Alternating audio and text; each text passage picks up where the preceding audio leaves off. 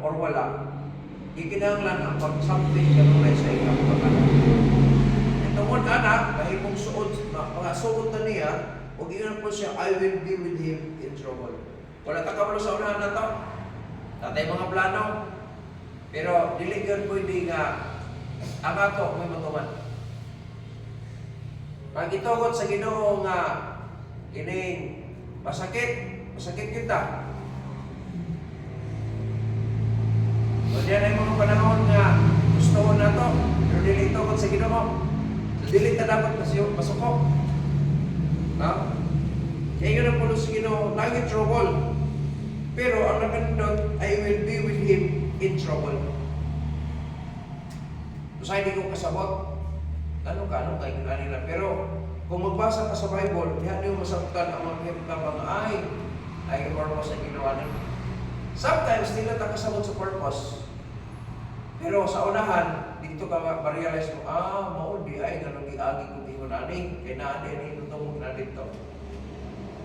Kaya nung tutong mo lang, gitawag siyang godly, no? Ang security nga gihatag sa Dios. Iyan ang pulong sa Ginoo. Kuyugan ka niya. Dako na kaya nag-empag, bisa ka na lang. Kuyugan ka sa Dios sa tanang panahon. Pagkahiyayan ay, pagkaman sa problema, ay nagkamala ka, kaya gano'n, kuyog ikaw ka ni Ginoo. Mas matahata ka lang, budakot ka sa Ginoo, mawala ka ng kalaban sa Ginoo. Maulan siya ba? Lord, alam, pero kung naa ka sa Ginoo, dili ka maulaw, budakot ka naman. Dako ka permisaya.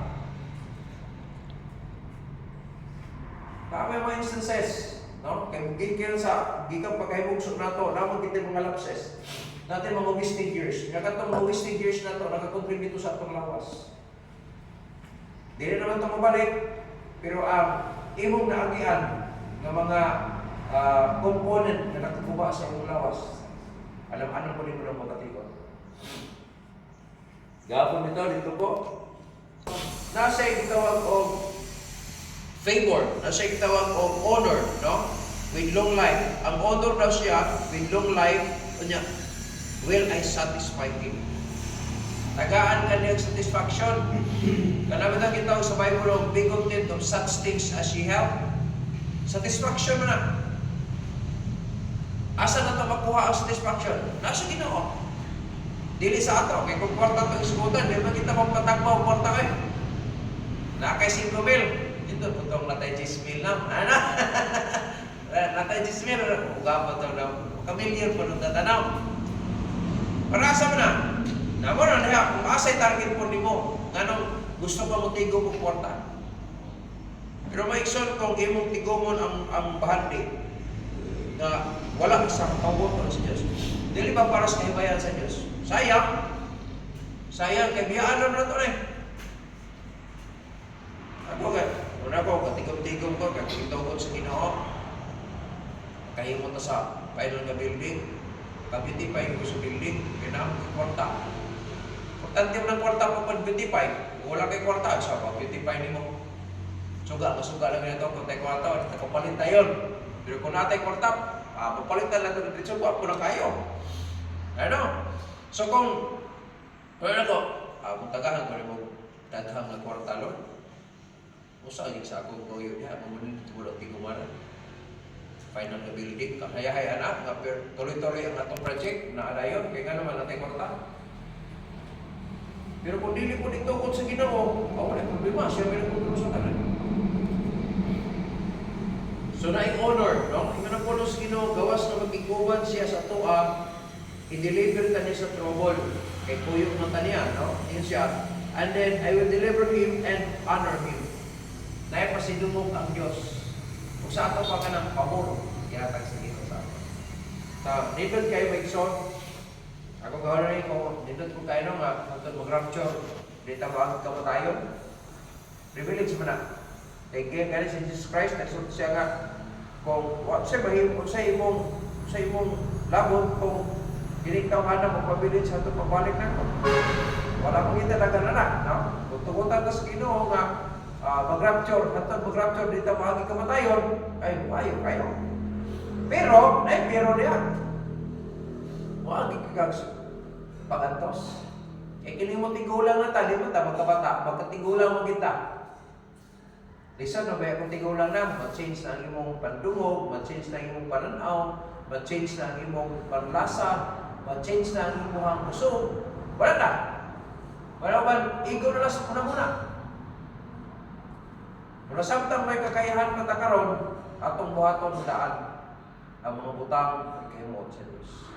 Na naman, pag tigulang na ta, di mo ta kakaya sa ato mahimo ka.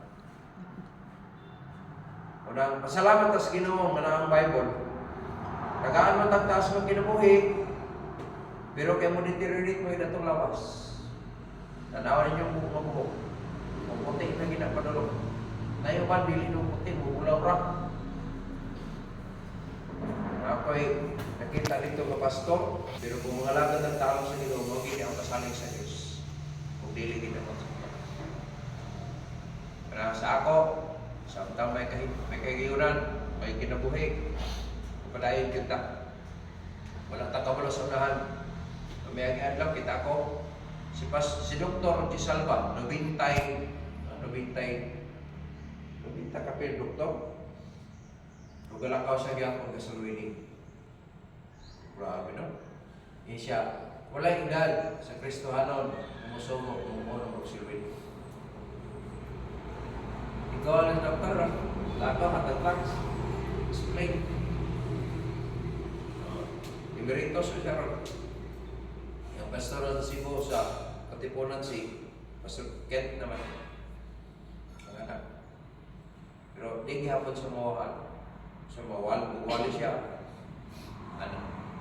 So walay oras, walay edad, no? Nga muhunong ta.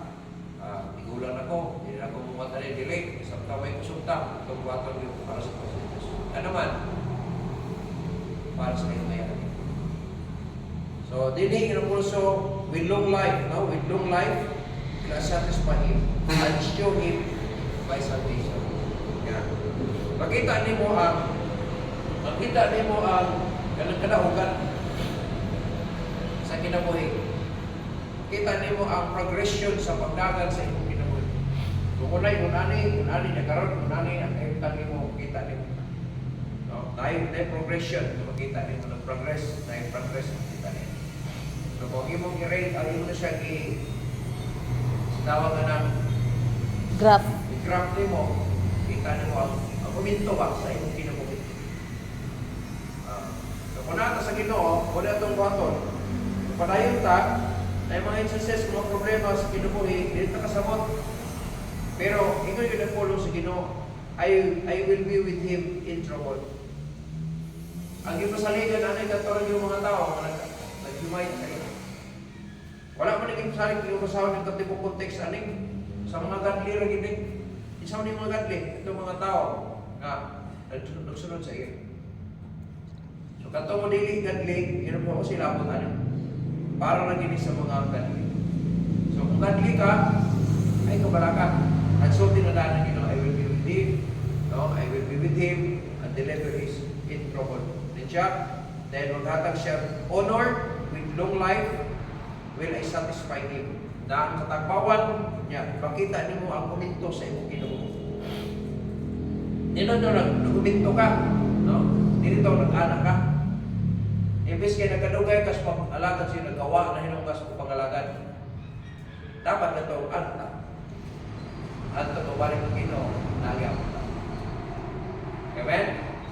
Sa field, dili sa yun ang nasa field. Pero, ayaw mo kalimot, hindi tayo nag-iisa. Tao ba na ito ang Diyos?